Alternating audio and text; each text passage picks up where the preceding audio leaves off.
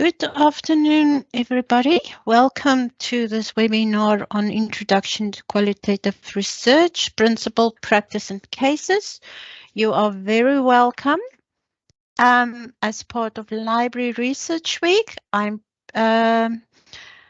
Dr. Kirsten Kraus, Research Advisor and Partner of Worldwide Information Services, will present. And if you have any questions, please place it in the chat or comments, or raise your hand if you have.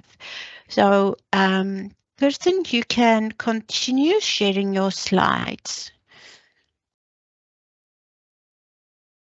Thanks a lot for that. I'm just going to see if I can get my slides going. Can you see my screen?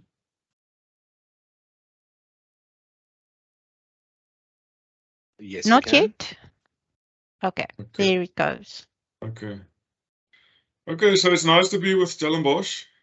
I'm originally from South Africa. I moved over very recently to Ireland, doing all kinds of stuff. This is my face. So I hope it's not too much of a disappointment, yeah. But I think you're more interested in my voice at this stage.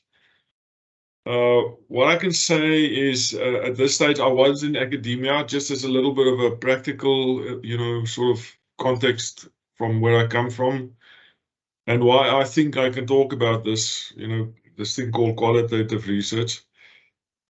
I've been with 6 different universities, South Africa, went full cycle, ended as professor for the higher degrees portfolio at UNISA. I was quite early on with Rhodes, my previous employer. Before UNISA, I was thrown into the deep end and started a PhD program there even before I had my own graduated PhD.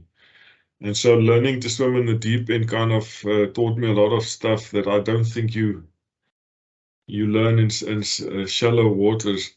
The other thing that I think in some way gave me some insight into qualitative research, a variety of those sorts of studies, is that when I started my PhD, I thought, well, what's the most difficult methodology and what's the most difficult philosophy? Because I thought if I can master that, I'll be able to master the other ones, that is more systematic and more organized in some sense. So I'm gonna, in this session, I'm going to talk about interpretivism as a way of looking at qualitative research.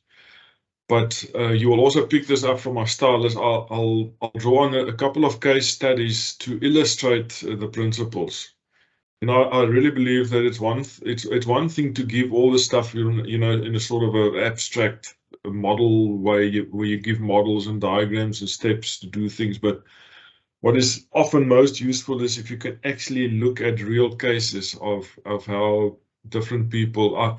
I have 3 of those are mine, but then also students of mine, just to talk about how to look at qualitative research in different ways, and especially, what to do with the data at the end of the day, the theoretical elaboration that's often needed. So cases are important. Just to show you the brief outline of what we said we're going to do. So if you're working with any sort of qualitative data, qualitative interviews, even if you're not specifically doing interpretivism or hermeneutics, I'm quite sure that there will be a lot of practical guidance on how to do things. For example, I'll talk a little bit about how to do the interviews, what you put in your thesis actually, and then what you keep on the side as a sort of a fieldwork guide. It's often the sort of thing that's not spoken about a lot. How does it look like doing an interview in the moment, when you have to be creative, and maybe adapt your interview schedule. So I want to start with this very key, important principle here, and that is the key elements of an argument. Now, in any scientific endeavor, you know, whether you're in the natural sciences, whether you're in the social sciences, whether you are doing a doctorate that's called a PhD, in other words, a philosophy doctorate, or whether you're doing a doctorate like with a, let's say, a technical university where it's not called a PhD. You know, in all of those, there will be some sort of construction of scientific knowledge. And in this construction of scientific knowledge, being able to make quality arguments is absolutely key. And if you're busy with a doctorate as opposed to a master's, the depth and intensity of that scientific argument should be much more. You know, you can't assume that the depth and density of an argument is the same at master's and doctorate. You know, many people kind of talk about what's the difference between doctorate and master's, but my view really is that the style and rigor by which you argue is really what makes the difference between a master's and a doctorate. That's why so many doctorate degrees are called a PH, you know, philosophy degree, is because you are supposed to engage with theories and principles of constructing knowledge, whether it's explicit or not. And in any scientific endeavor, you are supposed to make different types of scientific claims. Now, the most obvious one is that there's a position that you're offering. You know, after I'm done with my study, I want the examiner to agree with what I'm saying. You know, or if you're writing a paper, you want the reviewer to agree with what you're saying. So there's a position that you offer in terms of the contribution. Now, in order to provide evidence grounds, there's a couple of steps you need to take to move from evidence to position or evidence to claim. So the obvious one is, you know, the evidence that you will bring in would be, for example, a combination of your review of literature and a thorough analysis of let's say, qualitative data, and then your inferences and interpretations of that. And what you want is you want the examiner to be able to follow the logic, to see whether the examiner or the reviewer, whether that person can actually follow the steps and agree with your claim. That's really what we want to do. But what is often neglected in science is that there are all kinds of other claims. It's not just about contribution. You need to be able to make scientific claims, for example, to say that I actually have a real scientific problem, that my review of literature has been done thoroughly. Okay, and I'm demonstrating a command of literature. I'm choosing the right methodology. I'm choosing an appropriate theoretical framework. You know, my approach to ethics is appropriate. So there's a whole bunch of scientific claims, and I'll briefly mention that in a bit. But what is very important, and that's what we're going to talk to from you know, a qualitative research point of view, is that whatever sort of argumentation we decide to do, we need authorized arguments to say that what we are doing is correct. It's been tested in the field. I'm building my own style of argumentation for whatever discipline, for whatever university. I'm building that on authorized arguments. Okay.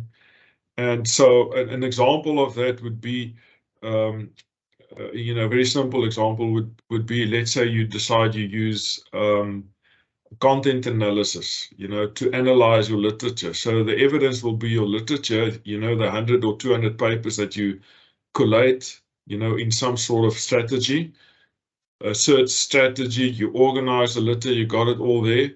Then you make specific claims about the topic. You know, you offer different positions, for example, about the topic, about problem areas in the topic and whatever. But you use a strategy to present a road to take you from this starting point to that destination. In other words, from the grounds to the evidence. And now you use content analysis to analyze the literature as if it's content. But the question then to ask is, who says content analysis is a good way to do this? Other people would say, you know, I'm going to use grounded theory to analyze my literature and come up with claims. But who says grounded theory is appropriate? And the same is, let's say you collect qualitative interviews, qualitative data, you do open-ended interviews, you analyze it in some way using in vivo as a tool, and then your own interpretations, you make claims about what the interviews collectively say. But who says that's correct? You know, who says that's the best way to go? And in terms of you know, those choices, we need to, especially at doctorate level, and especially if you want to really elevate your research to make it adequately scientific, you want the authorized arguments to support your style of reasoning. I'll come back to this diagram in a bit, but just to show you, you know, if I have a set of authorized arguments, and it could be, as I said here, it could be a theoretical framework that really underpins your study. It could be a methodology, let's say like grounded theory, that underpins your entire style of argumentation. It could be a philosophy like interpretivism or positivism or critical theory that underpins your entire style of argumentation. But whatever you choose as a set of authorized arguments or backing for your argument, your scientific arguments will determine what is considered an appropriate methodology, or what, how you should view ethics.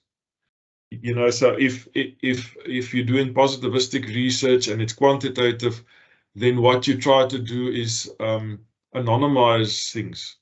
But if you, for example, go to a very small group of people, let's say 10 people from a very specific context, it's going to be very difficult to anonymize everyone because of your interest in the context. And as you explain the context, people will know who the participants is. So your style around ethics, your perspective on ethics will differ, because now you need to get the consent from the participants. And then if you decide I'm going to use critical research, you're actually making a contribution in terms of ethics, you know, new ways of looking at ethics in a particular context. So at the end of the day, it's critical to understand the backing, the authorized arguments that we bring into our study. It determines the types of knowledge contributions. It determines the type of phenomena of interest.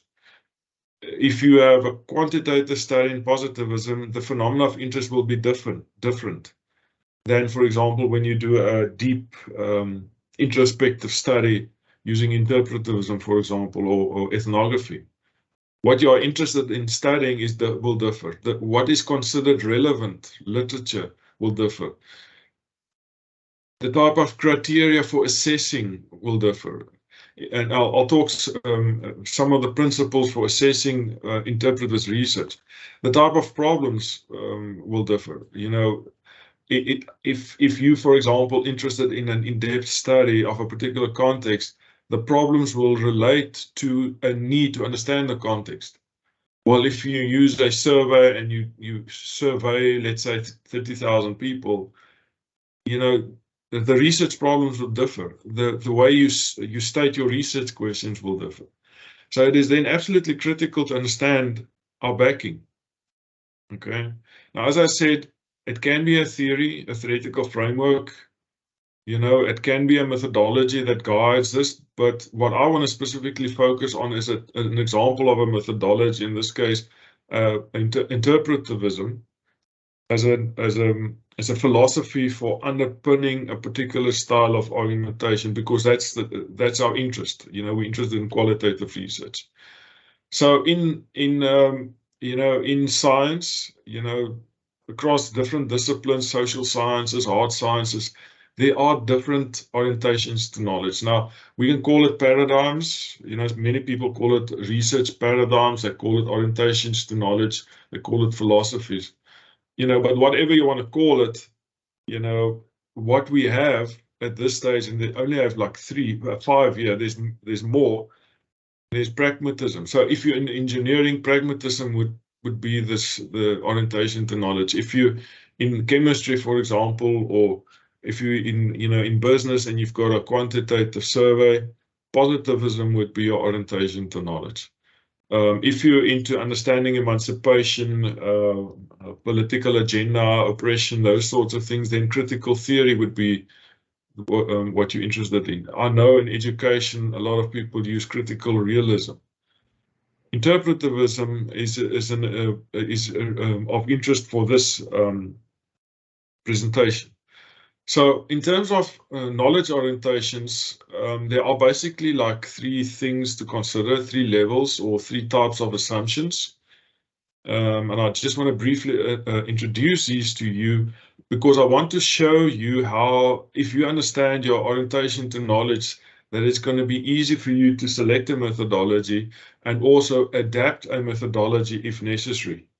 Okay, and sometimes it becomes necessary to adapt a methodology simply because of, let's say you go into a unique or a different context and you try the tested style of doing interviews that have been developed in books and Western literature.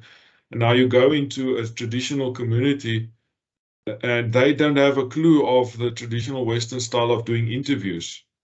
Now you're confronted with a situation where you realize that the systemization of the interview process does not work here. How do you know that you can adapt your interview while still staying within the principles of the orientation to knowledge? That is absolutely critical. And therefore, for us, it's necessary to at least to some level understand, the philosophies that we bring into our studies, or the authorized arguments, if you want. Now, there's, like, as I said, three types of assumptions. The one is ontological assumptions. Ontological assumptions typically, or not typically, it refers to what is knowable or what is known. A different way would be to say what is the form and nature of reality, ontological assumptions or the ontological question. An example of that sort of question in the natural sciences would be the issue or the phenomena of gravity. If you want to understand gravity, gravity is knowable, it can be known. If we want to then construct knowledge about gravity, we need to have particular types of epistemological assumptions. For example, if you drop a stone from the top of a building and you want to see the impact of gravity, you need to measure the time it falls and know the height of the building. What you do not want when you construct knowledge about gravity is to interfere with the falling process, like catch the stone or, put some sort of rocket on the stone to push it down towards the, earth, whatever it is. So what you then do is you try and avoid any sort of human interference. Okay. And so that's critical. So there are assumptions about what is known and then assumptions about how to construct knowledge about what is known or what is knowable. And gravity is an interesting example. If you work with chemistry, there are certain things that can be known, but the reality is that knowing is independent of human interaction.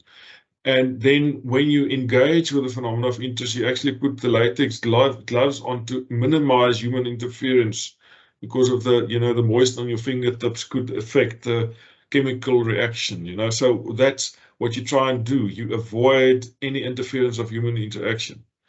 But sometimes you sit with a situation that there's, like in the social science, especially humanities, you want to understand meaning, for example. And if I can give you an example, the word Dawny. It's a word that I discovered at Rhodes University, and it's got a very unique contextual meaning to it. And when I came there, people told me about, Dawny, what's a Dawny? And I didn't know until I realized it's a 7:45 lecture. And that's most of the time an empty lecture. Most of the students that are there are either tired, they haven't had breakfast yet, or they have some sort of bubbleless, So it's because of the uniqueness of that unique moment, a Dawny 7:45, it's socially constructed. And so when you want to understand something like that, you need to construct that through human interaction. I mean, if you drop a stone from a building and you want to understand gravity, there's no point doing an interview with a stone. You know, it doesn't work like that. And so the point here is that if you understand your ontological beliefs and you understand your epistemological beliefs and at least engage in some sort of description and understanding of that, then you will know what sort of methodology is appropriate and how to adapt that methodology. So if you believe that knowledge is socially constructed like the word Dorney or whatever, you know, meaning is socially constructed, then in order to construct knowledge, you need to engage with people, okay? And to engage with people, you can follow a methodology like an interview, a focus group, or in-depth interview, whatever, or participant observation. And so at the end of the day, if I'm like, you know, confronted with a situation where the systemization of the method of doing interviews, for example, does not work, I can fall back into my epistemological beliefs. And I then know that knowledge is socially constructed. So let me put aside the systemization of the interview process and fall back into the principles of method so that I can innovate with a method and then possibly produce a new methodology. And in this case, a new way of doing interviews in a unique cultural context. So that's absolutely core. Okay. In other words, then, if we want to understand qualitative research, it really helps to get an example of a set of authorized statements that can support qualitative research. Okay, I'm going to skip this, but it will be available in a slide that just compares positivism and interpretivism. But just to show, you know, if I compare positivism versus interpretivism, you know, the ontological position, it's assumed, the objective reality is assumed, which can be systematically and rationally investigated through empirical investigation, and is driven by general causal laws that apply to social behavior. This is the ontological position. The epistemological position is that the research and the phenomena being investigated are assumed to be independent. Like you would, you know, follow the principle of putting on a latex glove, you know, when you deal with chemical reactions. The research remains detached, neutral, and objective. Any reduction in independence is a threat to validity of the study and should be reduced by following prescribed procedure. That's the epistemological position. And then if you have that, you can choose a theory, a methodology, which in this case says the definition according to these authors is that general theories are used to generate propositions that are operationalized as hypotheses and subjected to empirical testing that is replicable. Hypotheses should be testable and provide the opportunity for confirmation and falsification. This is the essence of the scientific method. These three should align, or at least they should be infused in each other. From an interpretivist point of view, which is now the topic of interest for us, we need to say, and here's an interesting statement from Wells, who says that coding is a subjective process to some extent because the researcher chooses the concepts to focus on. He says, I write impressions during the research after each interview, for example. I generate more organized sets of themes and issues after a group of interviews or a major field visit. I then try to think about what I've learned so far from my field studies. And what is then interesting, he says, if this sounds like a rather subjective and relatively unplanned process, well, it is. I believe the researcher's best tool for analysis is his or her own mind, supplemented by the minds of others, when work and ideas are exposed to them. And this kind of encapsulates the essence of interpretivism when analyzing data. And it's quite different from this. In this case, interpretivism, you are involved in the analysis process. Okay. And so therefore, and I'll skip that. I just want to move on. And therefore, for us, it's important to understand the principles of interpretivist research. Now, in this case, hermeneutics is some people would say that hermeneutics is the philosophy of interpretivism. But I'm looking at one example of how this has been unpacked. It doesn't mean it's the only one. It doesn't mean it's the only way of looking at it. It also, what I also illustrate with the slide is that if you want to understand interpretivism as a style of doing qualitative research, it will help to go back to the originating authors like Gadamer, Ricoeur, Geertz, Heidegger, those guys. They were the fathers of interpretivism. And then Walsham, for example, I consider be the father of interpretivism in the information systems discipline, which is my discipline. And so whatever you decide to use, it helps to go back to the originating authors to really understand the core of what they're saying. But Klein and Myers really did a good job of extracting some of the key principles of interpretivist research. Now, if I say principles, I'm talking about the epistemological assumptions and the ontological assumptions. I'm not talking about methodology at this stage.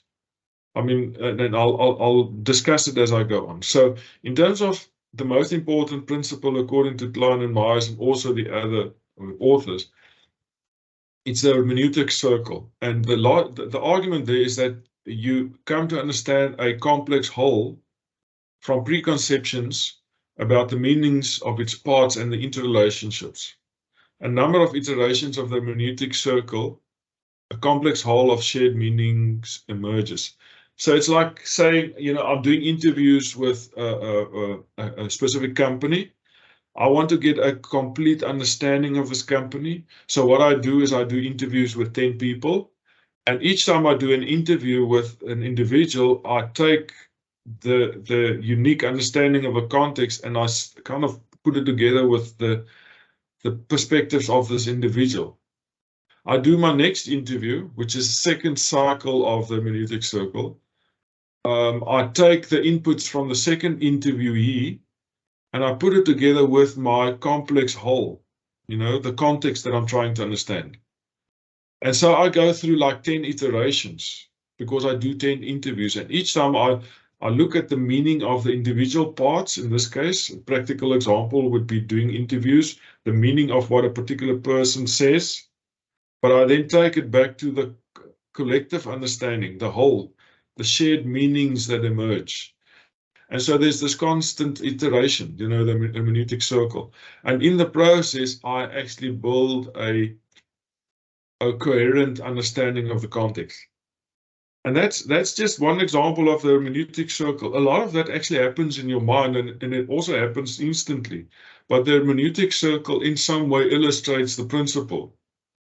You know, I do an interview, I do the next interview, and you know, I listen to what the guy says, the person says, I collate my understanding, but then I reflect about what it means compared to the first interviewee. Then I do a third interview and I reflect about what that means with regards to the second and the first interviewee.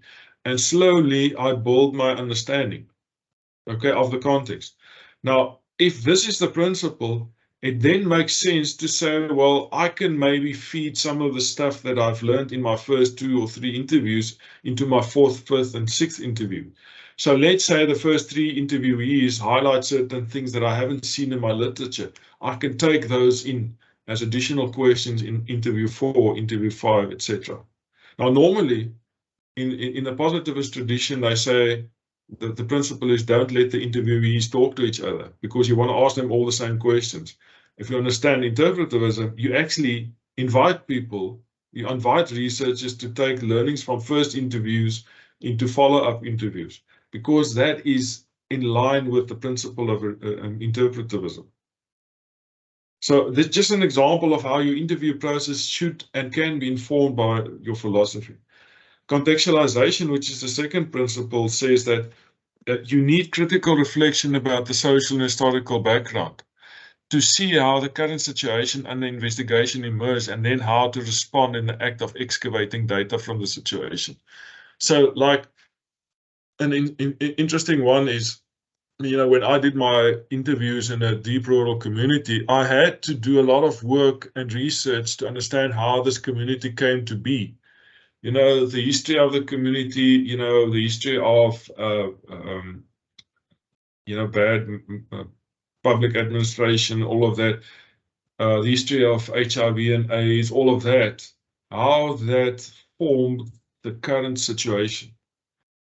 Okay, and therefore, in interpretivist research, it's important to study context. And therefore, that when you present your study, it's then always important to kind of first give a contextualization of the different cases or the particular context that you look at. Now, just as an example, this paper is an interpretivist study. Now, what happened is in this case is that here's the findings, discussion of the findings. And so even before the actual findings were discussed, there was a discussion of each of the universities that were part of the cases. So this is a contextual discussion. University B, University C. And, certain things about the university were presented as a way to address this principle of contextualization. Okay. At the same time, it's always also necessary to reflect about your own biases. So, like when I did my interviews in the traditional Zulu community, I had to be very aware of how I could build relationships and how I could get access to data as a middle-class white male. And I found it very difficult to do interviews with younger women there, but I could easily connect with older women and with men my age. And obviously it had to do with who I was, and instead of saying, I've got a representative sample, I'd rather say, well, I've got a limited sample with some sort of subjectivity, but it gives a particular perspective that will still be useful. And so those are the things one needs to look at. If I just take my own thesis as an example, in this thesis, I had a particular section in my discussion, and I'll show you who am I, who I am. Okay.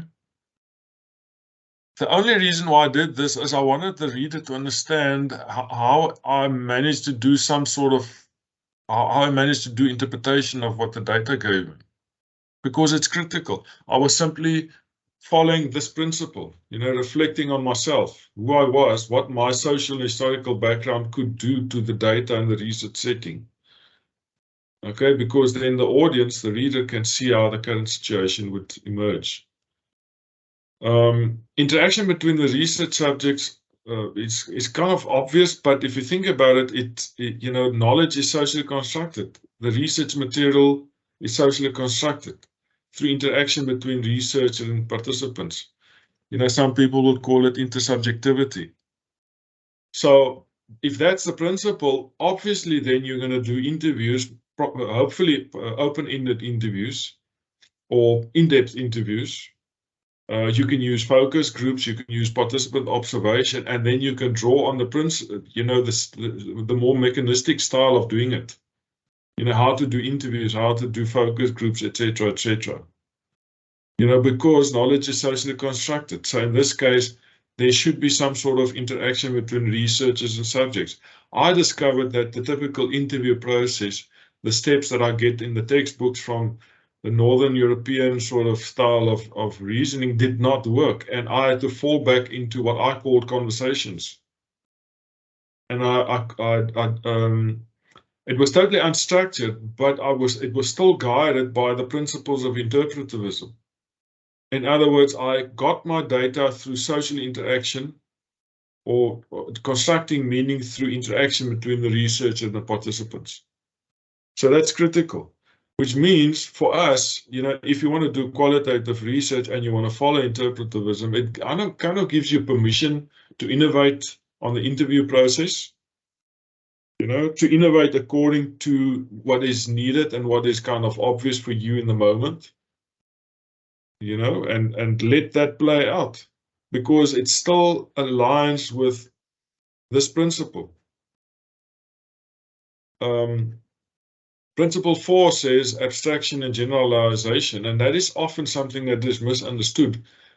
In positivism, you can generalize to other situations. And you can say, for example, if this is the case after doing a survey with a Likert scale with, 1,000 employees from a bank in South Africa, we can say that all banks in South Africa will have the same sort of perspective. In interpretivist research, that's not the case. You cannot relate necessarily to other situations. Okay? Abstraction and generalization requires relating the idiographic details revealed by the data interpretation through the applications of principles 1 and 2 to theoretical and general concepts that describe the nature of human understanding and social action. Okay, so there's a lot of big words to basically say that you can generalize to theory. Okay, so there's a theory out there that describes the social situation, to some degree. And instead of generalizing to other situation, you generalize to theory. And so you can, extract a theory to say, well, this theoretical framework or this theory describes the details. It gives an abstract, it gives a name or a meaning to each of the events. Because let's say there's a couple of narratives or stories or interesting happenings, you can collate them to, put them together and give them a name. And you call that a abstract principle, abstract concept. Okay, and the second part here says that it's important that theoretical abstractions and generalizations should be carefully related to field study details as they were experienced or collated by the researcher.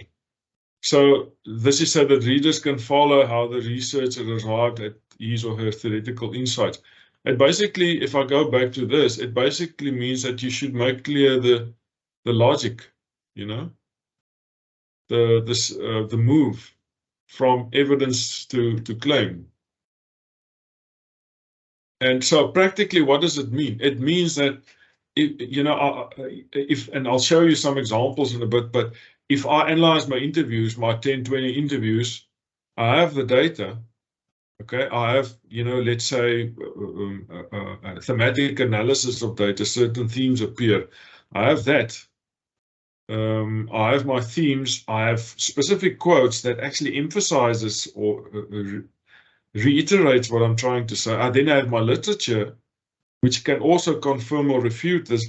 And then I depend on my own ability, my intellectual ability as the person who did the reviews, who did the interviews, who did everything to make inferences.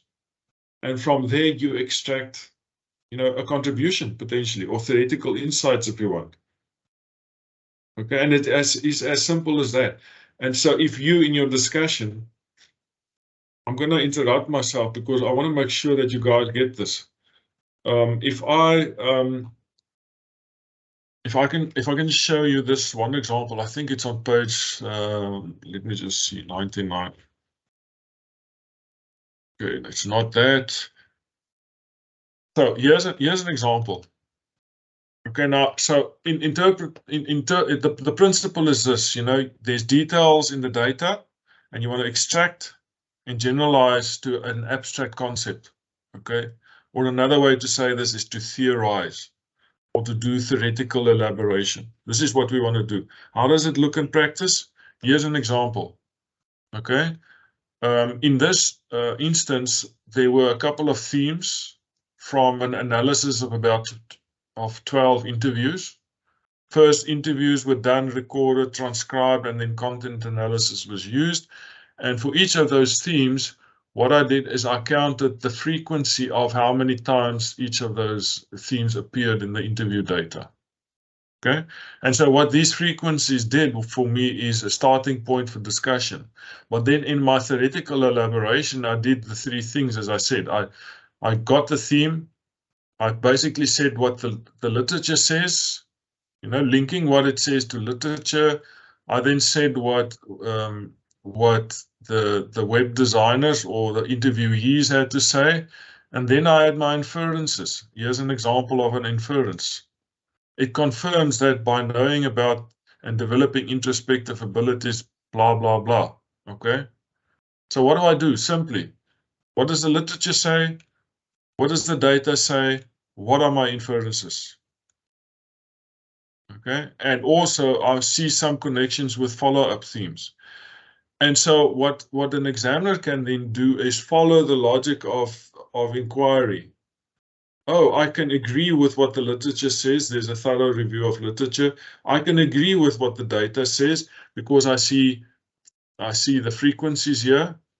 What I don't have in this example is a quote, but if you add a quote to confirm certain things, I can see that. I can see the discussion or the inferences. That is where the researcher depends on his or her own mind. And I can see the conclusions. And in this case, the conclusion kind of link to the research question. So yes, I'm happy. I'm the examiner. I'm happy. I can follow the logic of scientific inquiry. As simple as that. Now, maybe it's not that simple, but, to simplify what, this very complex thing says, and I know sometimes philosophers and academics, they sound cleverer than what they are. But I really believe if you can explain something to your grandmother, then you know what you're doing. If you can't, then it's not, you probably don't know how to explain it. But anyway, in terms of, in comparison with positivism, in interpretivism, you don't necessarily generalize to other cases, but you can generalize to concepts, or you can generalize to theory. And if I say concepts are like the building blocks of theory. You can describe a particular concept, or you can generalize to the theory. So there's a theory of, let's say, innovation theory, or diffusion of innovation theory. And you do an in-depth case study with qualitative interviews over a period of time, and you can extract from the data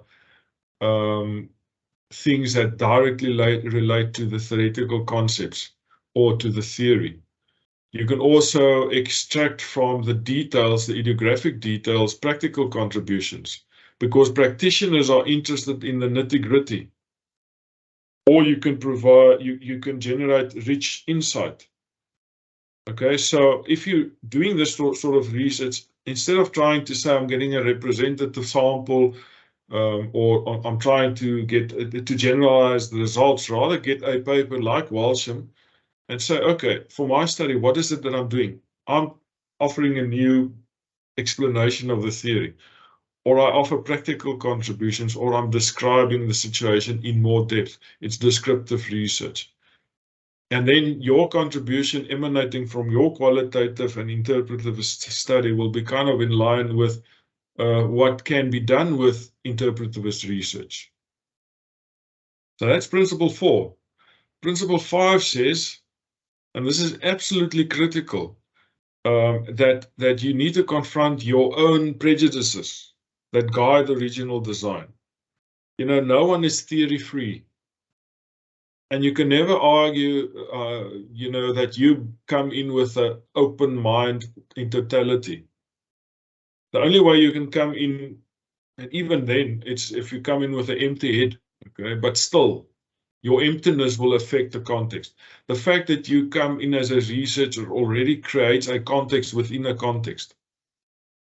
And so therefore, it's important to make the historical, intellectual basis of the research. For example, in this case, the philosophical assumption as transparent as possible to the reader and to the researcher. Okay, so that's dialogical reasoning. So how was it done in my thesis? As an example, I had a section on who I am and why is it that I think I could do this style of reasoning. And I was kind of very open about it. I said I grew up in a relatively average middle-class home in Cape Town. Obviously, because I didn't understand some of the intricacies of living and growing up in a traditional Zulu community. I had to be open about it. And that's it, as easy as that. Sounds like everything is easy, but still, this is a principle. Then also multiple interpretations. It could mean that it means that in your data you can get multiple interpretations, and sometimes they can confirm each other, and sometimes there can be contradictions. And so let's say you do 20 interviews and 1 or 2 are contradictory. You can decide I'm going to exclude those, or you can say, well, I'm going to interrogate the reason for those contradictions. And you might discover that those contradictions, the fact that there's a contradiction, says something about the person, about the person's role, and details about that person's experiences or background. And so when it's about interpretivist research, it makes sense to interrogate those differences. But what you really need to do is to explore different interpretations amongst participants, to have these multiple narratives or stories of the same sequence of events so that you can collate them together in a coherent understanding that you then build on. Okay, so there's like 2 more principles, but the second last one is the principle of suspicion. And the principle of suspicion says that, it basically says that it's quite possible that there's an alternate explanation, in the sense that there's false consciousness. Okay, and this statement here basically, describes it best. Social constructions of reality can favor certain interests, and alternative constructions can be obscured or misrecognized.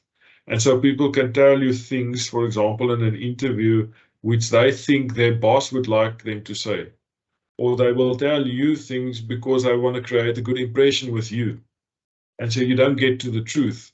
And so one needs to be aware of this possibility. And so either say, well, I'm going to zoom in on those, or I'm going to just assume that everyone gives me the truth and then just state that as a limitation. Here's just a definition of false consciousness. 2 examples from a paper that I've written.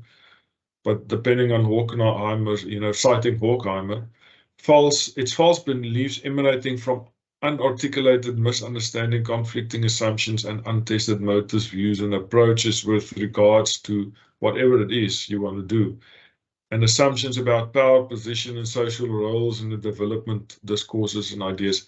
So what this could mean is that I come in from the outside, I want to do data collection in a particular context, but I think I have power and understanding to do things and influence things. However, I don't have the power necessarily, or I don't have the understanding. And which, if that's the case, and I'm not aware of this, then I have false consciousness. Okay. And one needs to be aware of this. And in my case, it was a real thing in my own research. Anonymization is there's a difference between text and verbal speech. You can do the interview, but the moment when you start transcribing that, what it does is it takes on a life of its own. And if you just keep on reading the text and you never go back to the interviews, you can lose the original sense or the original meaning. You're actually then a layer away from it. And if you then write another set of interpretations on the interpretations, you become like 2 or 3 layers away. So I know some researchers will make a backflip when I say this, but sometimes the best way to get to the original meaning is to listen to the interviews over and over and over again, instead of transcribing it and then working with the transcriptions.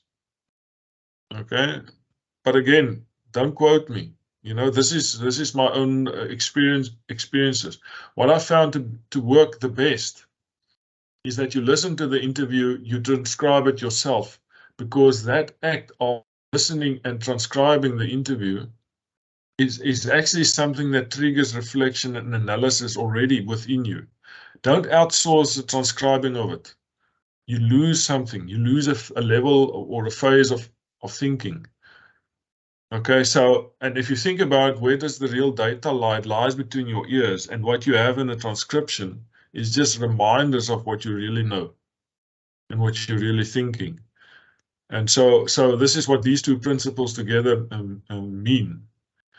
And then before I go to an opportunity for questions, because I know I've given a lot now, some of the difficulties, and you know, if you do this type of research, you will realize that it could be that you you focus so much on the text that you actually lose a lived experience. Or it could be difficult to know when to conclude the study because you can develop text upon text and interpretation upon interpretation. And at some point, you just need to say, you know, I've done enough. This is saturation. I also want to finish my paper, or I want to finish my PhD. There's potentially always an alternate interpretation, and you need to reflect on what is relevant, what's not, and stay in line with what your research questions give you. And then Meyer suggests that the act can be concluded when most of the apparent contradictions or conflicts have been explained. And then in interpretivist research, it sometimes requires a great deal of intellectual and emotional capability, because, you know, working with interviews as opposed to feeding something like SPSS, some data, it's intense. You know, it takes a lot of reflection. Sometimes you need to go away and do something else to come back to have a look at the data with a fresh set of eyes. Okay, so I'm going to just for a minute stop here before I go into examples. Are there any questions? Any comments, questions, funny remarks? Kirsten, at the moment, there aren't any. Are there any people attending that has questions that they want to ask at this stage? You're welcome to speak or just type your question.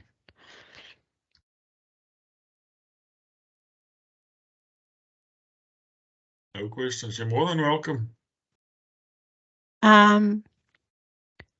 Don't be afraid. Yes, who's trying to speak?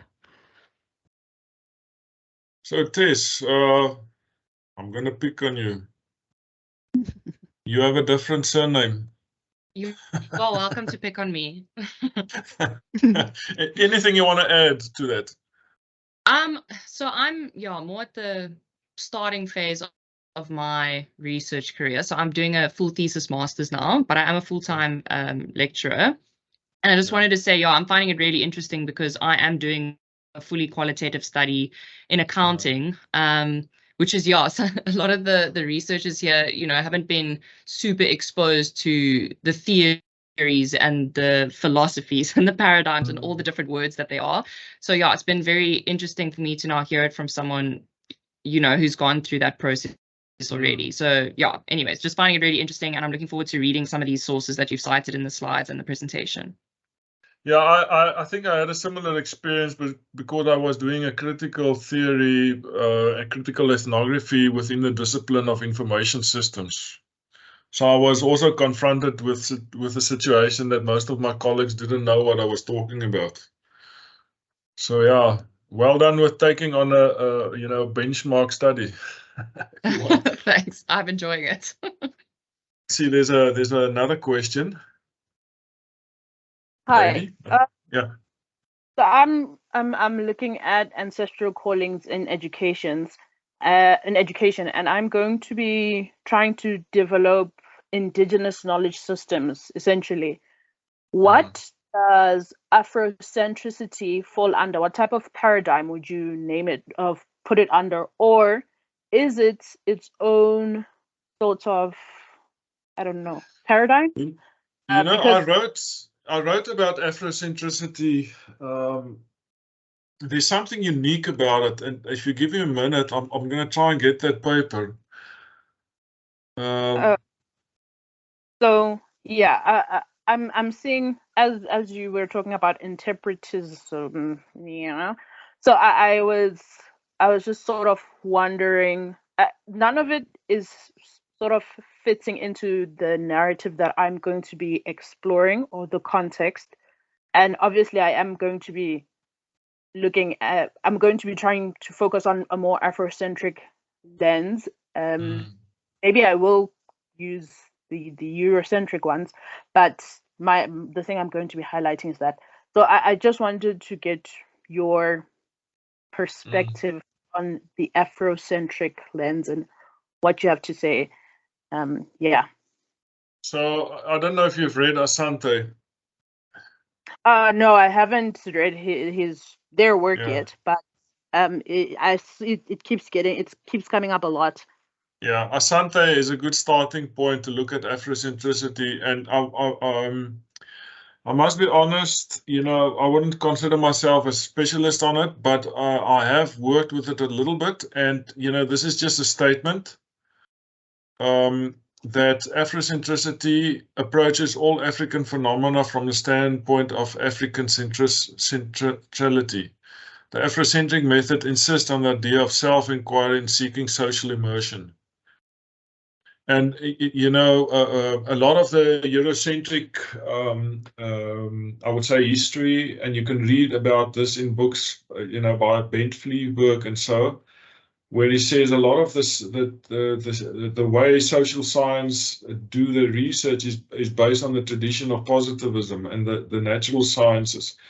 So it's like they believe that science is really rigorous if they can demonstrate objectivity. While the Afrocentric method never went through that phase. They never went through that thing where you know, positivism was never a part of the culture of thinking. It's like they bypassed that phase. And I found this to be very useful because it seeks social immersion. According to Sante, and it considers things like self-inquiry as a precursor for social inquiry. And you know, obviously no culture is perfect. You know, all culture has got its limitations and problems, and then also the strengths. But it can be, you know, if you think about transformation, there's a lot said in South Africa, especially on transformation of education. But there's not enough said on that all transformation starts with self-transformation. And so if researchers and practitioners want to really engage with transformation, they need to start with self-transformation. Mm-hmm. And the Afrocentric methods tend to emphasize this principle. Okay. So, but yeah. I'm just as you're speaking, I'm thinking, would you by research, would it then be better to? I was thinking of going along the lines of integrating, you know, sort of interpretism, interpretism and Afrocentrism to find sort of a South African perspective. You'll do well if you do that. You'll do well. Yeah, because Africa's somewhere in between. So yeah. Yeah. So here's an example of how that would play out in practice. Okay. Normally in the interview process, and I've mentioned this example, is if you go to a community and you want to do interviews with people, you know, the traditional Eurocentric style of doing interviews says that you start by introducing yourself formally. You present the research, get informed consent signed, and then start with the interview process.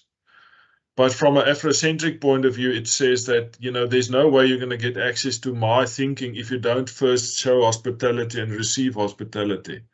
So if you really want to get access to the true data, have a meal with a guy, you know, spend time, build a friendship, and then you get the data. That's Afrocentric in its style. And so what you are saying, combining interpretivism with Afrocentricity, I would love to see the outcome, you know, honestly. Okay. All right. Thank you very much. I see, Judith, difference between theoretical frameworks, conceptual frameworks, are there steps? Okay, so each discipline, each tradition will have its own views on what's the meaning between difference between a theory, a model, a framework, a conceptual framework, theoretical framework. So my advice would be is to within your discipline, go and find those articles that describe the differences between a model, a framework, and a theory. and then define it for your study, and then work consistently with whatever you decide on. From my discipline's point of view, a conceptual framework is the type of thing you come up with at the end of your review of literature, where you kind of summarize, whether it's visually or in a table or in a narrative, you describe the core concepts that you've discussed in your lit review. A theoretical framework would be something that's more formal, something like the technology acceptance model or diffusion of innovation theory. That's a formal theory, it's been tested, and it offers a theoretical framework that many researchers can use.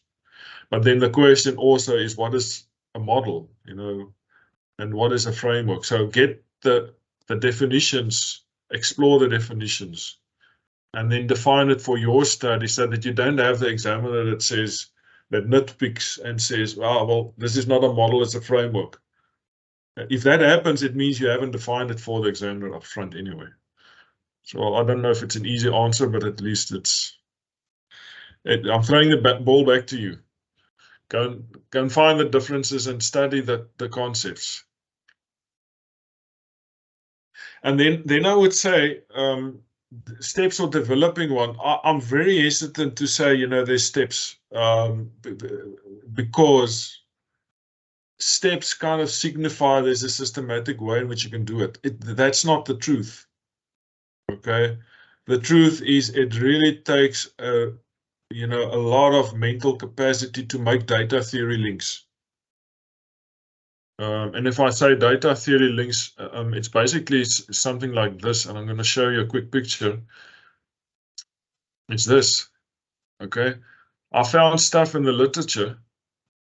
I've got stuff that I've found in the data. I need to make the connections. In some cases, I see that the theory, which is more abstract, will tell me will confirm what the data gives me, and the data will give an example or idiographic details of the theoretical concept. I see the similarities.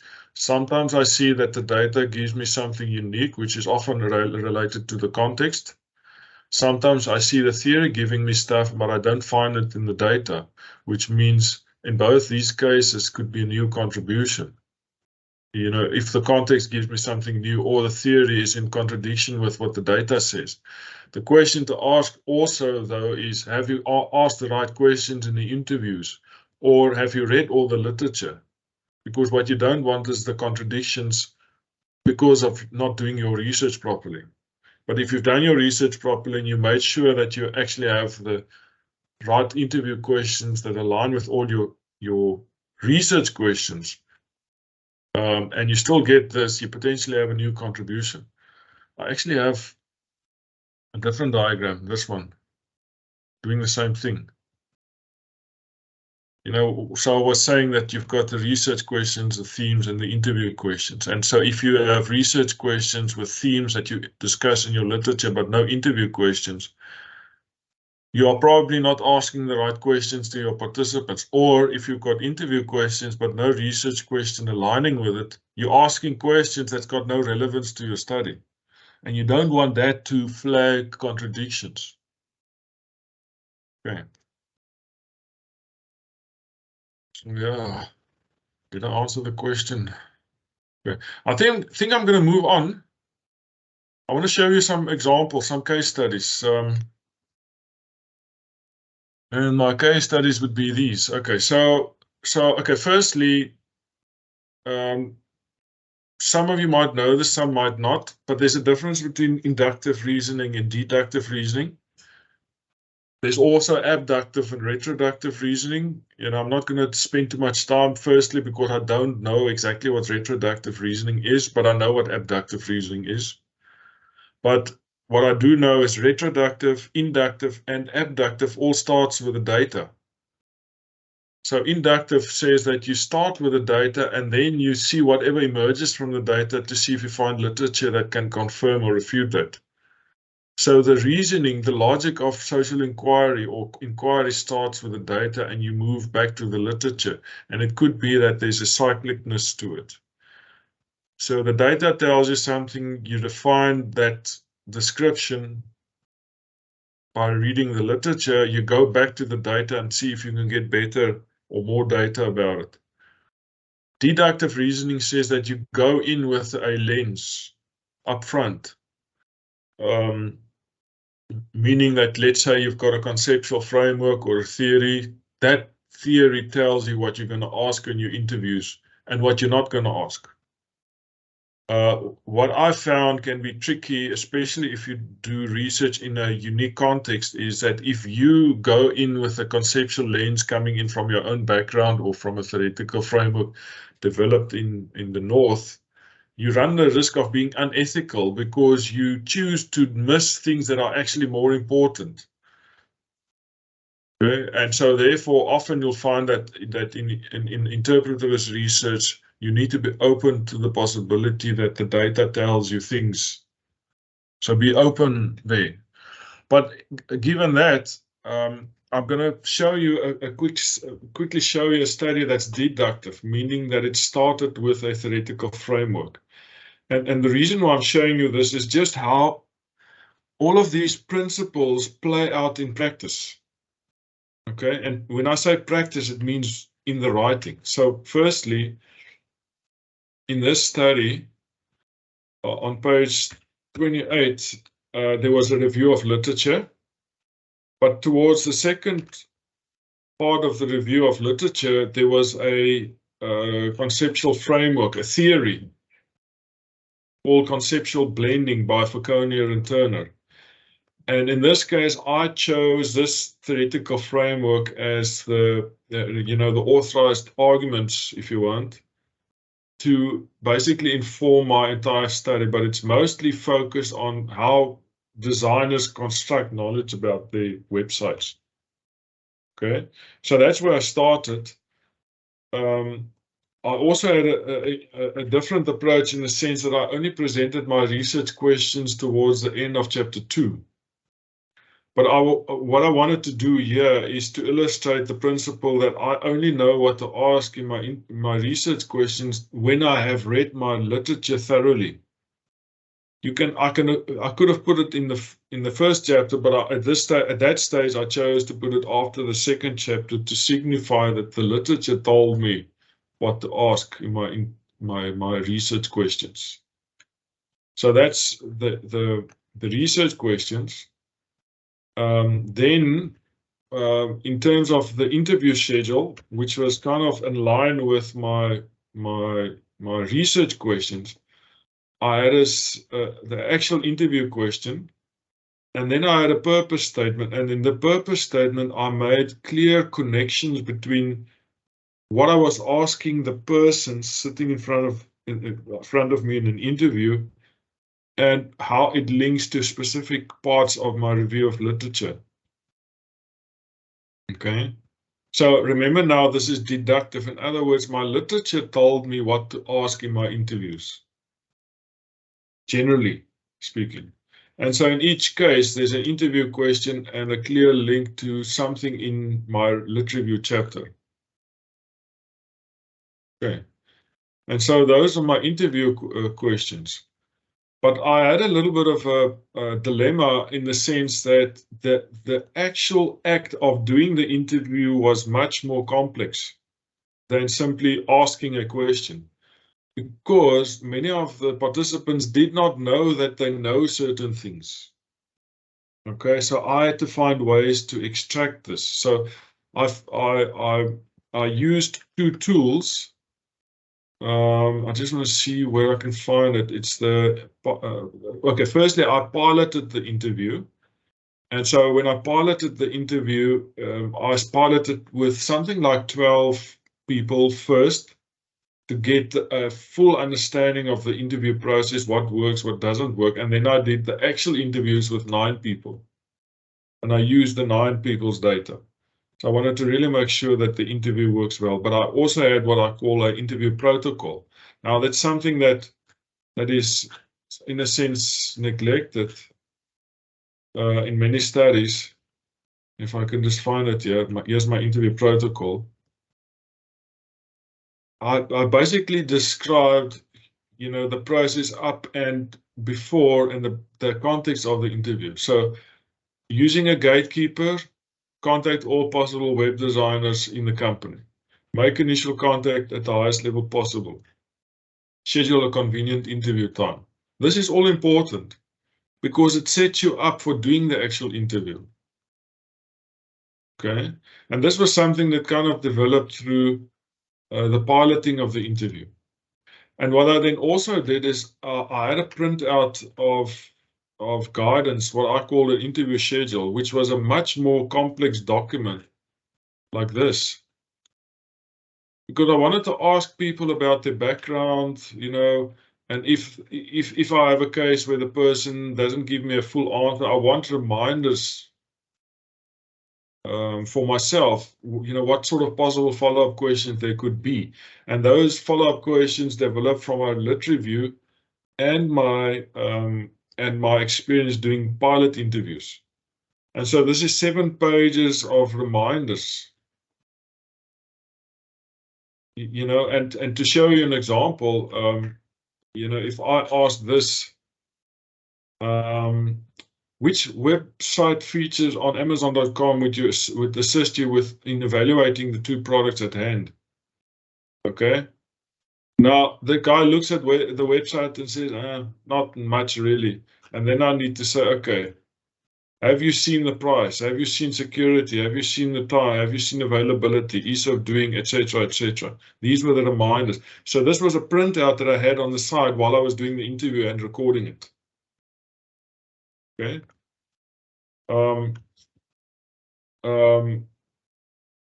In terms of preparing the reader for bias, now remember that I discussed the principle of bias. You know. And now I didn't specifically call it interpretivism, but I was much aware of it. I said in qualitative studies, the interpretation of data and responses are inevitably influenced by the researcher's own biases and values. It is for this reason that the observations and insights of a number of interviewees will be incorporated to eliminate bias to a certain degree. It's expected that when investigating the effect of various visual elements on the perceptions of interviewees, their responses may be influenced by the background and training in a certain way. So I was talking about the historical and social background of each of the people. So I was incorporating that principle in preparing the reader for understanding how I came up with certain things. People from other disciplines and cultures may respond differently. So I was aware of the principle of interpretivism of social historical background. And so therefore I brought this into my preparation to help the reader understand what's going on. I also explained, you know, possible obstacles in dealing with these types of interviews. You know, difficulties encountered by individuals in being able to accurately remember. Now, this is the sort of thing you need to read up about and, you know, write about, so as to eliminate the possibility that people don't give you what they don't know that they know. Okay. Academics, you know, many people, they don't know what they don't know. Most people know, you know, it's most of the knowledge. Many people don't know what they know, and that's mostly practitioners. And often they don't have words to explain, but they will explain it through storytelling. But then there's a place where I know that I don't know, which is a moment of liberation. And then hopefully there's a point where you can say, I know that I know. Okay, and so you are dealing with people that often don't know that they know things. They're experts in practice, but are they experts in explaining the practice? So yeah, that's that. So I prepared the reader for possible bias. I applied the theory theoretically. In other words, first I applied it as if I'm doing an interview with myself, and then I applied it because I wanted to test the interview guide. And then in terms of choosing the participants, I already kind of briefly showed how this can be. because of the principle of interpretivism, I had a synopsis of each of the cases where I explain each of the companies, because that has an impact on the interpretation. You know, one company, for example, let me see this one. What was interesting about this one is that this company not only did web design, but also were involved in filmmaking. And in some way, this company was a bit of an outlier because of additional insight that they had from the filmmaking background. And I had to be aware of this and explain this, because later on my data actually flagged company 2 as somewhat of an outlier, and I had to explain this. And the only way I could explain it was to draw on the context. In terms of analyzing the text using content analysis, so what happened was, you know, I explained how many megabytes of recordings I had. I explained content analysis, how it works, that I have different content categories, you know, setting up everything, but especially, you know, that the frequency tables are not to be seen as an order of importance. So like 57, a frequency of 57 doesn't mean it's more important than 15 or 20. It just means that in my own bias, I've emphasized that theme more. But still, the frequencies flag possible themes to discuss. And now I discuss all of those and I interpret those. But it's not as if the one with 20 is more or less important. It's simply a point of departure for discussion. And I said that. Okay, I explained that. It's different from positivistic research, where a frequency of 50 will be more important than 40 or 10, or whatever the case may be.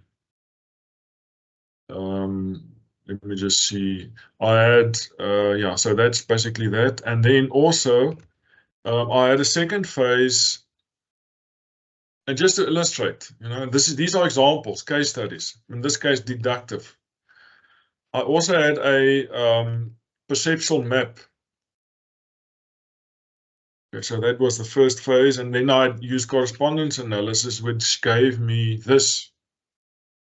Okay, now correspondence analysis, what it does is it puts the cases next to themes. And if you go and read that, it basically means that, you know, you feed it with the frequencies, but then as a researcher, you need to categorize it. And there's no other way. It's not automatic. And so I had to categorize things, you know. And so see, okay, if theme 5 and 2 go together, it kind of means that when people say 5, they also tend to say 2. When people say 8, they also tend to say 1. You know, that sort of thing. But again, you know, giving this to an examiner is meaningless because it's interpretivist research. What is more useful and more important is to actually now say what this means. And so therefore, I discussed that. And again, linking, saying what the data said, saying what the literature said, and then bringing in my own inferences as the person who read all the literature, who wrote it up, who did the interviews, who transcribed the interviews, and had an opportunity to reflect while transcribing. Okay, I was the one empowered at that stage to make the inferences. Okay, and so that was the discussion. So that's an example of a deductive case study. The other example, to come back to the principle that that your epistemology should guide your methods, I want to show you a thesis. And let me just get the page 102, I think, 102.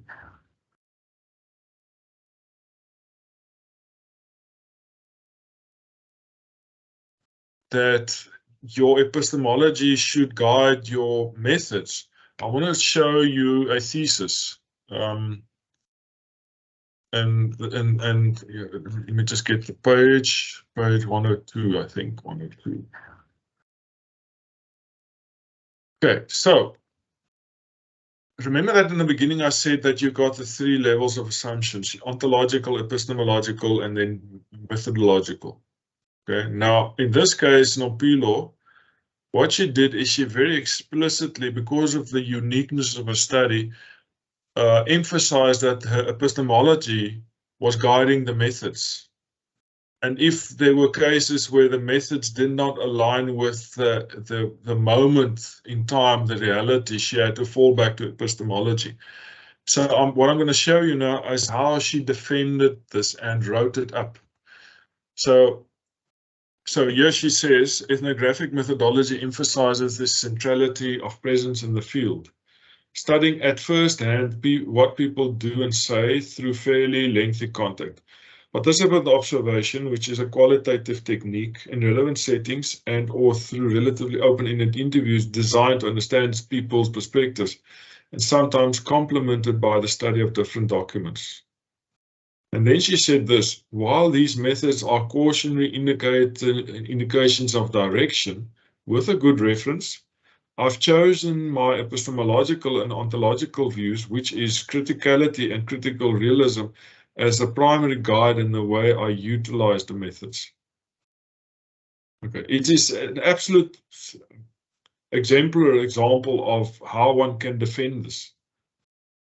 Okay. Further on also, same principle. During the interview process, there was recognition that the subjective reality of experiences of the research participants. Now, what does this do? It recognizes the principle of interpretivism. Let me just go there, okay? Yeah, I can't now pinpoint exactly, but it's all over the place, you know? The subjective reality. This ties, and now what she said is she said the subjective reality, this ties with the critical realist principle of seeking to excavate multiple subjective perspectives. Now, she didn't specifically use interpretivism, but there's a lot of similarities between her philosophy and interpretivism, but she said multiple subjective perspectives of reality in order to attempt to infer what the true nature of reality could be. This talks to multiple interpretations. And in that sense, there's a similarity between interpretivism and critical realism. Okay. This one,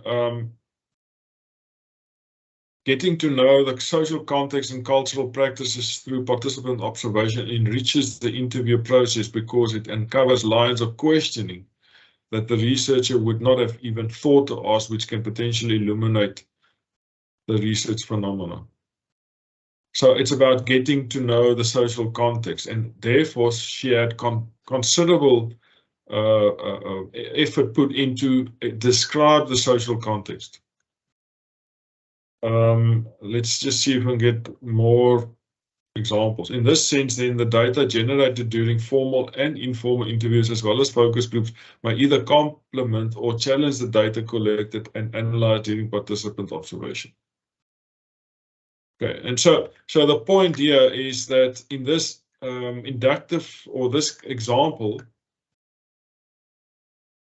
she let her epistemology guide her methods, which is actually what all of us must do. You can never get to the point where you say the methods should inform the epistemology. I actually want to find this. Yeah, this slide. Look at this. Guidance from literature on dealing with data analysis. An overemphasis on methodological accountability may inhibit criticality. Okay, so you can be so caught up in the mechanistic way and the methodology that you stop or forget to reflect and critique. A predetermined set of criteria, even in the case of interpretivist research, can never be applied in a mechanistic way. So you need to choose which of those principles of interpretivism works best, and then use those which are most relevant. So like in my study, I was focused on principles of suspicion more than others. While in some cases, you know, the paper by Van der Schuyf, this one, was not into suspicion at all, the principle of suspicion at all. He was more like general or other sorts of interpretivism. So he kind of did not use that principle as much. Researchers should bring into their investigation tacit knowledge, emotions, and moral and political convictions that cannot be rationalized in methodological description. Now, obviously, if you're not into the political side of things, this might not be that relevant, but this statement here says that it's not always, you know, rigor and relevance is not always you know, cannot always be defended by saying, I've done it in a systematic way. Sometimes if it's not that systematic, it's a sign of more rigor. Like in my study, I did storytelling. Not a lot of rigor there, but there was a lot of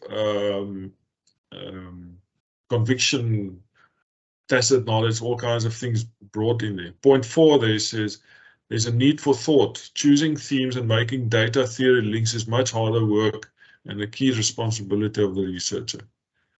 Then Walsham also said that because of the great effort to link themes to data, students can get locked into the themes as an only way of looking at the data. So this can also happen. It's like a displacement activity, which he says in the last statement here. It's like avoidance behavior. You know, you start analyzing and counting and you kind of get caught up because it's like a mental break in some sense. But making data theory links in the first place is key or critical. Okay. I just want to see if there's anything else to tell you. Oh yeah, this one is a statement. Just to illustrate, page 145. And so it's about the issue of subjectivity. You know, some people say you must be objective and blah, blah, but actually subjectivity can become a strength. So in this case, I used a Foucault and Turner, which was my conceptual, you know, basis, authorized statements, and I said, I quoted from them to say that imagination has a wide latitude in recruiting, projecting, and blending additional background knowledge, context, and memories in order to develop full meaning on the basis of a particular mapping scheme and choice of particular domains. This is why transcribing interviews and using content analysis and correspondence analysis alone cannot provide full meaning without the personal subjective interpretations of the investigator, which was me, having background knowledge, context, and memories of the topic. So I defended myself against the examiner that would say, oh, this is subjective. In fact, in my own thesis, I said subjectivity is a strength. Let me just see. Let me just close this window here. Subjectivity. Just to show you, okay, I consider subjectivity to be a strength of my work. Okay, and I said this because of my orientation to knowledge. The fact that I went in and I built up experiential knowledge of the phenomena of interest made my subjective experiences a strength. And instead of arguing that the results could be generalized to other cases, what I argued was this. I was arguing that, if I can just find that slide, I was arguing that my explanation was about implications for practice and contribution to rich insight. And sometimes the particularities of the case is so particular or unique that you cannot generalize. And people like Ben Fleerberg, who wrote a book that says Making Social Science Matter, he basically says, you know, generalizability is not necessarily a valued outcome of research. Sometimes you don't want it to be generalizable because you present examples and cases practitioners can use that represents virtuoso expertise, meaning you know how to do the right thing for the right reasons. Okay. Let me see if there's anything else. Yeah, I'm going to stop here for a bit. That was about an hour and a half, I think. And I'll hand over for more questions. Any more questions? Oh, I see there's more questions.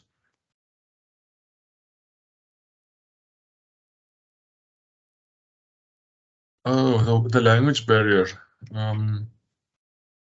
You want to elaborate on that? I'm worried about the language barrier from my side, so my master's research will be based in Western Cape, which means I have to outsource an interviewer and transcriber. I am now worried about. Okay. I would also be slightly worried because you will probably never be able to, unless you can speak isiXhosa and Afrikaans.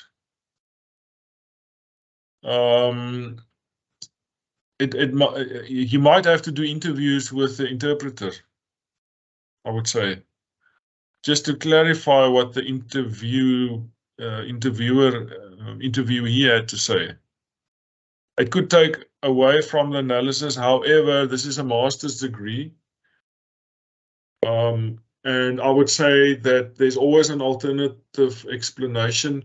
And it also depends on the depth of research. And if you can confirm from multiple participants your answers to interview questions, you know, that might accommodate for the lack of access to the original person giving you the data.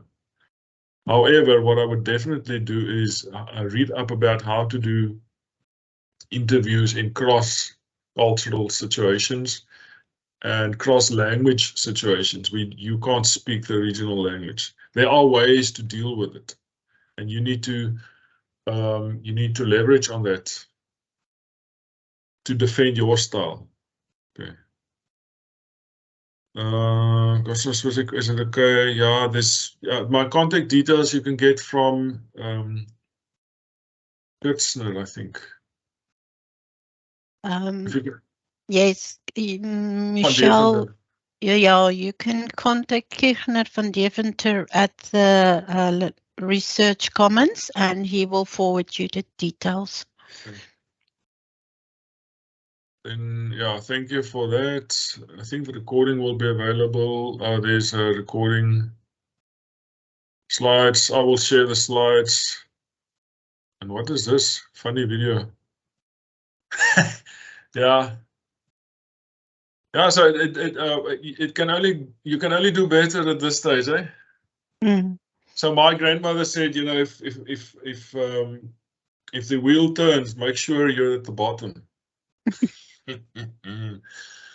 Okay, electronic. Yeah, sure. Yeah, question. Thank you, Kirsten, for that. This was very interesting.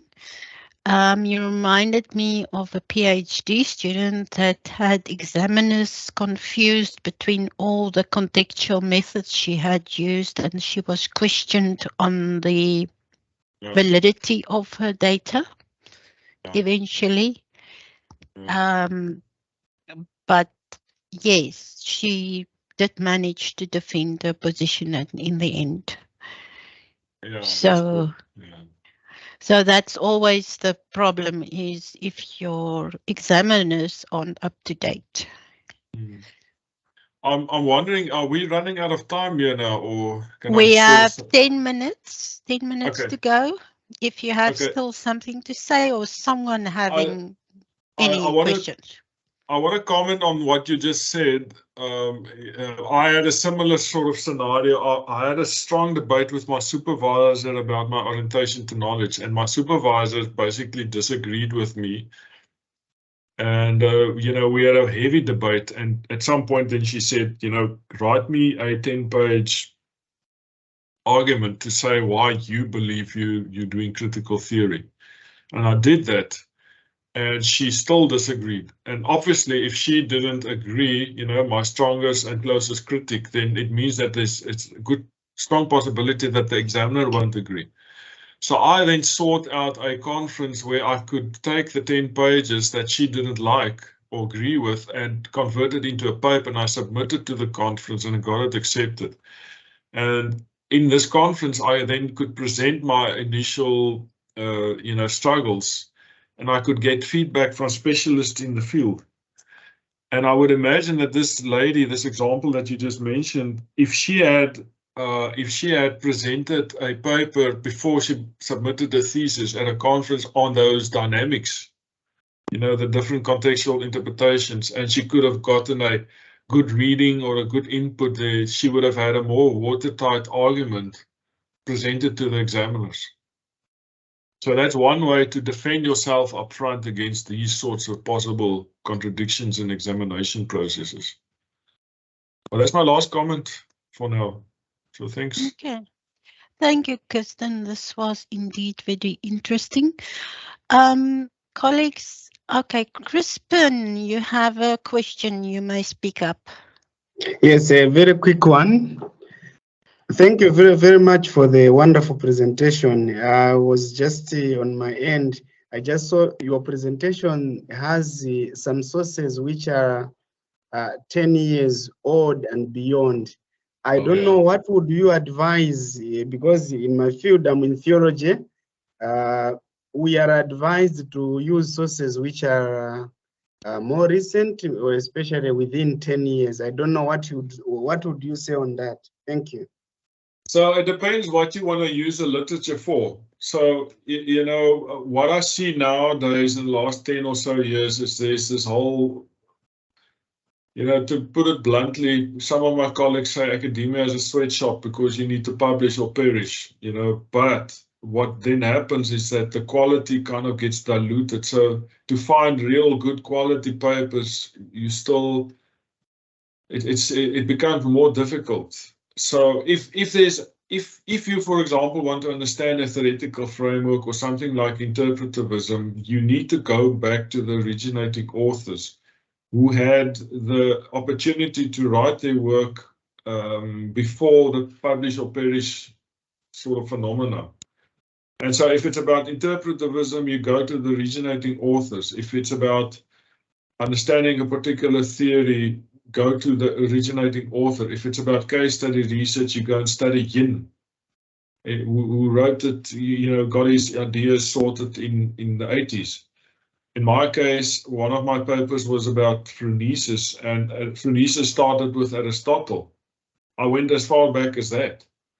But it depends on the purpose. If the purpose of your work is to describe developments in cloud computing or AI authored writing, then there's no point in writing about what happened before ChatGPT. Then even a paper a month old is too old. So it depends on what you want to use it for. Thank you very much. I've got another hand. Can you just unmute? Dorothy. Dorothy, can you just unmute? Good afternoon. Good afternoon. Can you hear me? Yes, we can. Yes. Okay. Thank you very much for this. I'm actually in the last leg of of my study. So it was very, very refreshing. I truly appreciate it. There were many times when you're presenting, I thought, I wish I could stop and ask this, because I've actually submitted this. Chapter, but I kept thinking, I wonder if I did enough, because I did do like qualitative research. And one of my first questions that I wanted to ask you was, I was actually interested in how you probably defined it, because I came in a bit late. I had network problems. So I was very happy to see that you'll be sending us the slides. Then I can be able to see that from there. And secondly, I also appreciate the email, because then it means I can probably ask you things directly. But what I wanted to speak to is the fact that I did a study with the Craddock 4 widows in the Eastern Cape, which is more like considered one of the grand narratives of the TRC.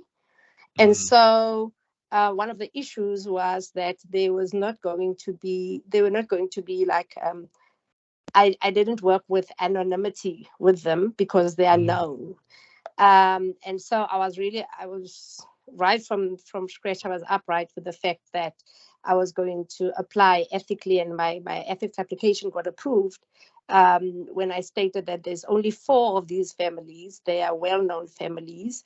And even if I tried to hide whom I was speaking about, it's very easy for people to be able to go and see which widow was pregnant during the time of the death in 1985. So I could have tried to hide that. It wasn't going to work. But what spoke to me a lot was when you said about no one being theory free, because I walked into the study firstly as one of the offspring of these participants that I was interviewing. So I was already very subjective, and because of that, I then chose to do participatory action research that very much speaks to that. And my interviews, also another positionality that I had there was I came in as a quite experienced clinical psychologist when I started to do the study. So already I was trained to think in a particular way and to ask the questions like in a specific way as well. But being one of the kind of 4 offspring, that also sort of, there was a sensitivity with which I did this, because I didn't want to impose maybe more maleficence onto the people as well. So I guess what spoke to me now was this whole issue of interpretivism, because I didn't put it as such. I just sort of stuck to the power and the narrative approach which I am using. Would it make sense to really go and specifically discuss that, probably from your perspective? Yeah, what you basically said, I would say that you need a section to say who you are. I've done that. I've done that, but my supervisor was more like in terms of saying, I don't want you to call this only reflexivity, because at no point I'm writing it in the I, in the first person. So he said, because you're doing that, and I'm feeling that this is the right way of doing participatory action research. It's more like, but before I block you are saying that I must rather go and have a specific section where that is put, because I think right at the beginning I did mention something about it, so that I don't catch my reader off guard only when I get to the methodology part. Yeah, in fact, if with you as a key instrument in the analysis, I mean, you are doing analysis. It's not a computer tool or anything. If that's what you do, and you follow the principle that knowledge is socially constructed, I cannot see that you're not writing in the first person. You should write in the first person, because it aligns, your writing style also aligns with your orientation to knowledge. What I would do, however, also is to build in some section to say what you could not do, as a very much of an insider, because there's a strength also, but there's also a weakness in the sense that with when you write about these sorts of things, I personally experience it. I can reflect best when I'm in the situation, but I can only write when I stand back. When I go out and I distance myself from the situation, because then my writing became better. And in your case, you might have some sort of frustration, difficulty to really distance yourself to write this objectively. And so I would therefore mention and reflect about the limitations of your study. The limitation, but not your study as much as to say the limitations of your positionality. You know, so that I would do. But I want to give you this. There's a paper here. Have a look at this guy. This guy wrote an ethnography. He did an ethnography many years back, and he came back many years later. He wrote this book, very much first person based. And what I did with his entire chapter is I deconstructed the chapter into like phases. What did he do? What did he not do? It's like guidance for how he did things. And you will see it's a very confessional style of writing. And his book is one of the better ones. You know, his chapter is one of the better ones, and it was about something about the mafia, you know, and so some of the stuff were very sensitive. So maybe you can borrow some of the stuff there.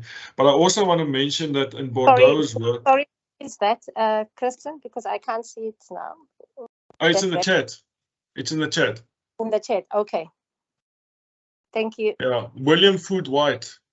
Okay. Yeah, see, it's I don't know if the book is easily available. You know, at least I got it from, it was Pretoria or Rhodes, one of those places. So you can do interlibrary loans. But I want to also mention that Bordeaux speaks about 3 knowledge breaks. He says that you need to break away from subjective, unreflexive experience to objective experience where you reflect. But then he says there's a 3rd knowledge break where, I don't have the order right, but where he says that you only really understand the situation if you get carried away by the game. It's the difference between somebody who's mimicking a boxing match and somebody gets caught up in the fight and really has to defend and fight for survival.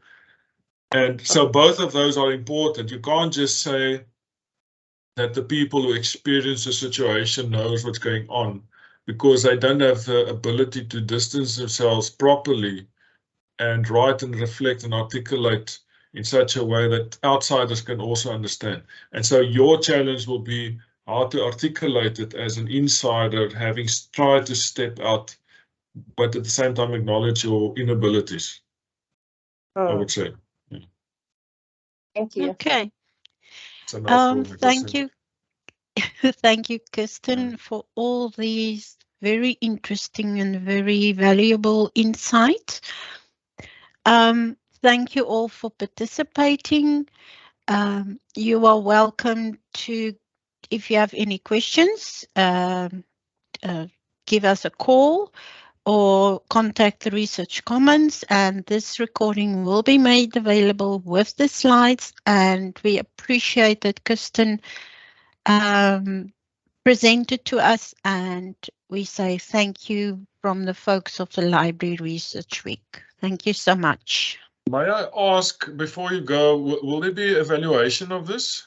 Or, you know, just a short evaluation, feedback? Or There something? will be. No. You can contact Kirchner, yes? No, we do not do evaluations for the research week.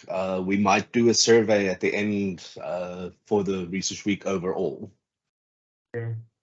But if it's possible at all to have an evaluation, and or maybe just if I can share something with you that you can share with all the participants, I would really love it, you know, to have feedback. Yes, for certainly. Future purpose. So should I prepare something and send it to you? Yeah, I think that would Okay. be the best. I'll Yeah, do you that. can definitely send it to me and I'll send it to all the participants. Fantastic. Thanks a lot. Pleasure. Okay. Good. That's it. Thank Thanks, you everyone. all. Thank you, Kirsten.